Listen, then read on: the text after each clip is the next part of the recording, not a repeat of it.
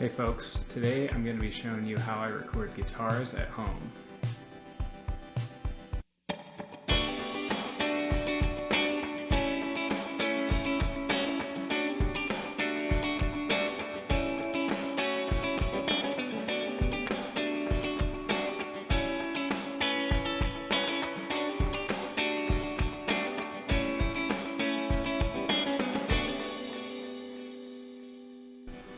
So welcome back to another week on Homeless Heart's YouTube channel, and today we're going to be going over how I record guitars at home.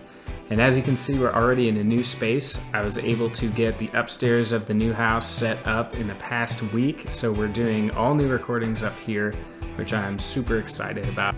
The reason why the guitars are so important in this EP is because that's the instrument that means the most to me. When I look back at my influences and kind of where I want this EP to be, I want the first thing that people hear to be the guitars. I want the best effort that I can to go into recording those guitars.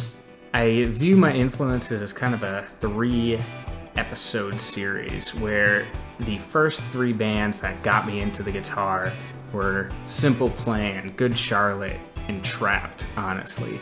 One of the first songs that I ever listened to where my mind was instantly taken to the guitar was Headstrong by Trapped, as I'm sure a lot of younger people in the 2000s were the same way. As I got more into guitar and trying to figure out where the sounds came from, I got into the oldies like Led Zeppelin, Pink Floyd, and Aerosmith. And as I went through college, I started getting into a lot of different sounds and different ways the guitar could be played. I really started getting into bands like Alt-J, Tame Impala, and now that I'm out of college, really into John Mayer and getting those boutique guitar sounds that so many people do such a good job of getting. One interesting thing that you hear on this EP is I listed off a lot of heavy rock, hard distortion guitar bands. But in this EP, you're going to be seeing a lot of, I guess you're going to be hearing a lot of clean guitar. And we'll get into why it's easier for me to record clean guitar that sounds good right now versus heavy guitar and what the difference is between the two. The one that you'll see me playing the most on this EP and on this channel will probably be this Fender Sunburst Stratocaster. So this is an American-made Stratocaster from the year 2018. All stock, no mods or paint jobs or anything extra I put onto it. Literally bought at a Guitar Center with one of my first paychecks. I think what originally drew me to the Stratocaster was that was what a lot of my influencers were playing right around the time when I started getting paid and getting a job, like John Mayer. And it sounds a little something like this.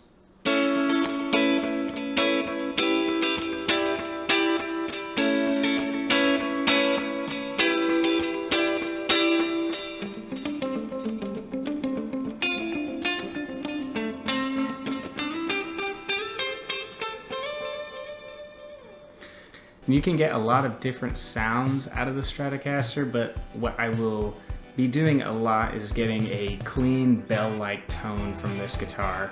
And generally, that's because of these single coil pickups.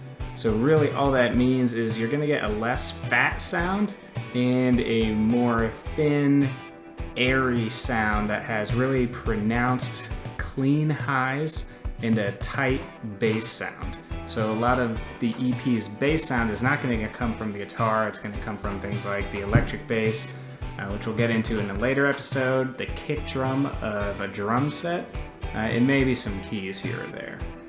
Now, the signal of the guitar comes right out of that Fender Strat and straight into this gigantic pedal board, which by most professional standards is actually pretty small. I'm going to go through each and every one of these pedals in a different video, but for right now, the thing you need to know is that anytime you hear weird effects or delay, chorus, any kind of stereo doubling on the guitar, most of that is coming from effects that you see here on the pedal board. I'm super excited to go into all these different pedals, and there's whole YouTube channels dedicated to reviewing pedals and reviewing gear and guitars. But again, that's not what I want to get out of this channel. It's really just showing you kind of the recording process and taking you along on the EP journey. After the pedal board, the next thing that I'm plugging into will be this Fender Deluxe Reverb amp. And this is this silver one right here.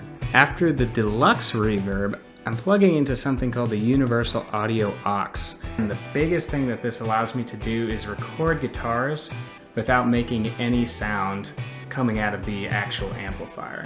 I mentioned I get a lot of good clean sounds out of that whole setup. I do some distortion guitar sounds.